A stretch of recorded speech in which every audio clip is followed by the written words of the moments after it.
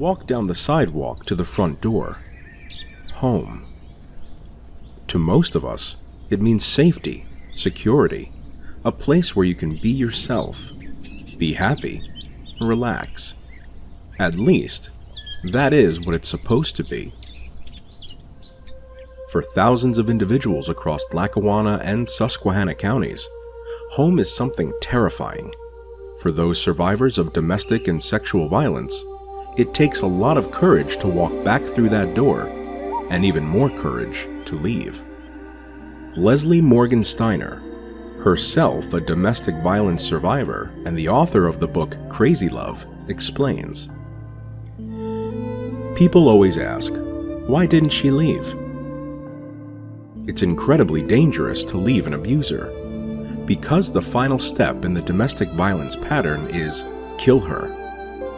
Over 70% of domestic violence murders happen after the victim has ended the relationship, after she's gotten out, because then the abuser has nothing left to lose. The staff of the Women's Resource Center, or WRC as we call it, is here to help those in abusive situations leave and redefine home.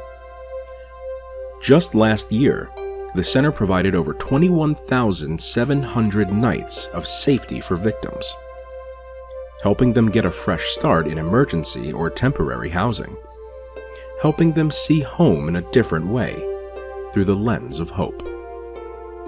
It's hard for most of us to imagine how difficult and dangerous it is for victims to close the door on the past and open a new door to their future. Without resources like those Women's Resource Center provides, many victims would not take that step. But with WRC's help, 84% of the participants stay free of the abusive relationship. They go on, instead, to build a new life. My name's Leslie. I'm 41 years old and I'm a single mom of 2 boys. Leslie's story is typical of many we hear.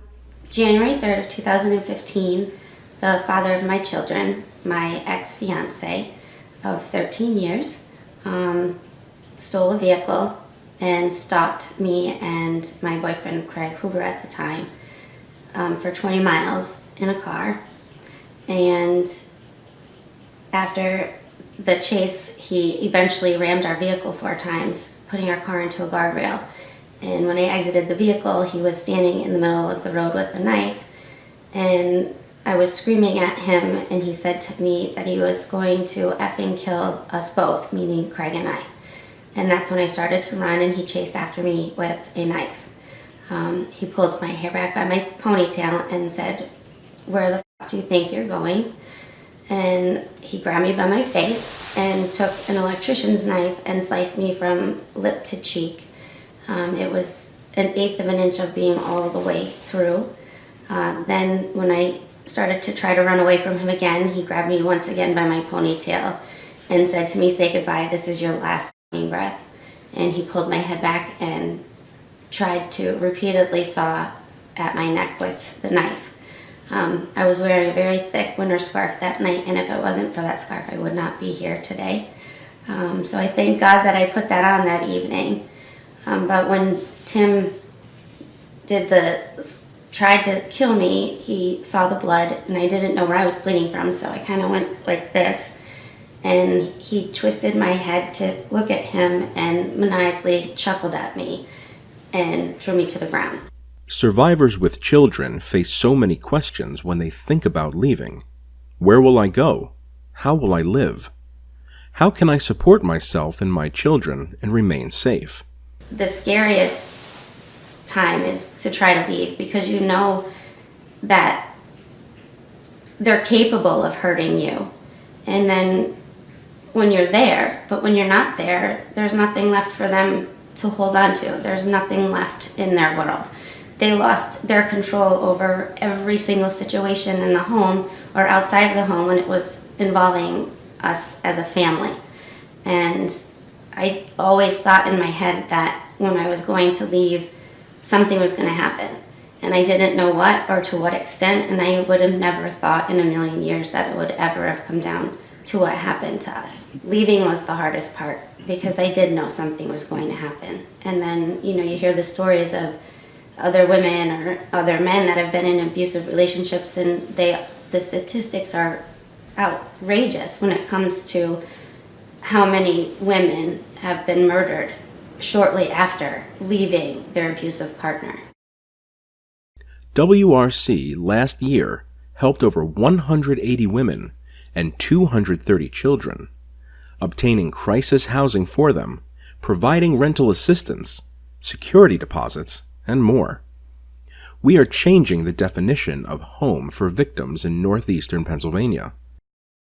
Safe housing is extremely important because we need to know that we're going to be taken care of and that we're not going to be abused anymore, that there isn't a way for them to find us or contact us. We need the safe housing because we need to feel safe. It's been a long time for most women that have been abused to feel that way. And going through a traumatic experience, it doesn't help deep down in your head to make you feel safe. So you never feel that. And going through an abusive relationship, it's very hard to get your family and your friends to understand what you're going through. Women really need somebody to take control for a while because we lost it for a long time. And we need somebody to say, hey, it's going to be okay, and we've got you, and you're going to be safe, and he's not going to bother you again. And once we can regain that safe feeling, we can venture out into the world and start a new life. It is not an easy task. The Women's Resource Center spends over $260,000 a year alone on housing for survivors in Lackawanna and Susquehanna County. And that number continues to grow both here in northeastern PA and throughout the U.S. Over 50% of public benefits recipients report that they have experienced physical abuse as an adult. In fact, studies show that domestic violence is the leading cause of homelessness nationally. Up to 57% of homeless women report that domestic or sexual violence was the immediate cause of their homelessness. The Women's Resource Center provides a wide range of services to help victims in the region. But by far, providing that safe place is the most important first step. We invite you to join with us to help the many survivors of violence in our area, survivors with stories much like Leslie's, open the door to a new life, a safe life, a life where they can begin anew and break the cycle of violence for themselves and for their children. We invite you to be part of our Safe Nights of Shelter program. $100 is the average cost to provide shelter for one victim for one night. For shelter and food and necessities for a victim and children, just over $300 a day.